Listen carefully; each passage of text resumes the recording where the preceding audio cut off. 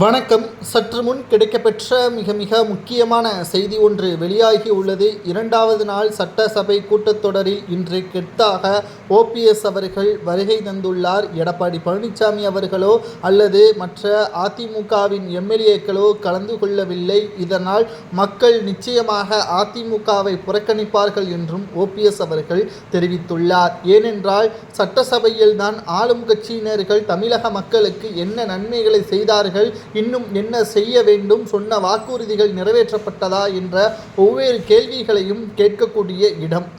பொதுமக்களிடம் பிரச்சாரத்தையோ போராட்டத்தையோ நடத்துவதை விட சட்டப்பேரவையில் ஒரு கேள்வி கேட்டாலும் அவை குறிப்பில் பதிவு செய்யப்படும்.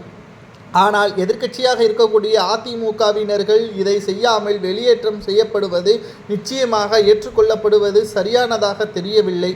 சட்ட ஒழுங்கு சீர்கேடு நிச்சயமாக தமிழகத்தில் இருக்கிறது. அண்ணா பல்கலைக்கழக மாணவி விவகாரம் நீதிமன்றத்தில் வழக்கு நடைபெற்று கொண்டுதான் இருக்கிறது. வழக்கு முன்னுக்கு பின் முரணாக தீர்ப்பு வழங்கப்பட்டால் அதற்காக போராட்டம் செய்வது சரிதான்.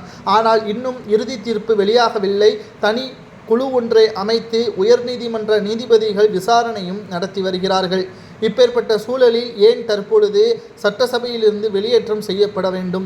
முழு கவனத்தையும் எடப்பாடி தனது பக்கம் திருப்புகிறார் என்றும் இது நல்லதுக்கல்ல என்றும் உடனடியாக அதிமுகவில் எம்எல்ஏக்கள் தங்களுடைய பகுதி மக்களுக்கு போராட்டம் மூலமாக சட்டசபையில் ஒவ்வொரு கேள்விகள் மூலமாக அவர்களுக்கு நன்மையை பெற்றுத்தர வேண்டும் என்று ஓபிஎஸ் அவர்கள் கூறியுள்ளார்.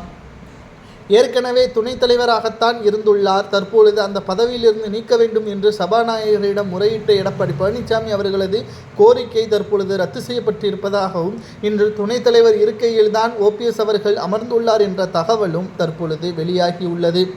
ஏற்கனவே அனைத்திந்திய அண்ணா திராவிட முன்னேற்றக் கழகம் கடந்த மக்களவைத் தேர்தலில் மிகப்பெரிய ஒரு தோல்வியை தழுவியது. தற்பொழுது வருகின்ற சட்டப்பேரவை தேர்தலிலும் சட்டசபை கூட்டத்தொடரில் மக்களுக்கு ஆதரவாக குரல்களை கொடுக்காமல் இப்படி வெளியேற்றம் செய்யப்பட்டால் நிச்சயமாக மக்கள் நிச்சயம் பாதிக்கப்படுவார்கள் என்றும் இதனால் அதிமுக மீண்டும் புறக்கணிக்கப்படுவதற்கான வழியேதான் வகுக்கும் என்றும் ஓபிஎஸ் அவர்கள் கூறுவது சரியா தவறா என்பதை கமெண்ட் வாயிலாக கூறுங்கள்.